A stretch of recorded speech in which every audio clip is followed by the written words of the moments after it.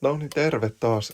Heti alkuun semmoinen kysymys, että onko joku muu juossut mämmin kanssa juoksulenkkiä, ja jos on, niin onko siellä joku kätevämpi tapa kuin tämmöinen, että sitä kantaa tässä kädessä. Mä en kekannut parempaa tapaa, ei mahtunut mun taskuihin eikä mahtunut mun juoksuliiviin, niin se kannettiin tuossa tassussa sitten. Ja ei siinä muuten mitään, se oli vähän hankala ylipäätään niin kuin avatakin ja ottaa tähän käteen ja kuvata samalla kädellä, mutta onnistuttiin. Vähän tää hidasti hengittämistä, kun piti aika paljon enemmän keskittyä ton nielemiseen kuin jonkun energiageeliin, mutta kyllä sekin alas sit saatiin. Kermaahan se olisi tietty kaivannut, mutta kermaa ei meillä ollut. Ja sit mä oon ymmärtänyt, että se kermaa saattaisi tuossa vatkaamisessa muuttua voiksi, enkä mä sitä halunnut.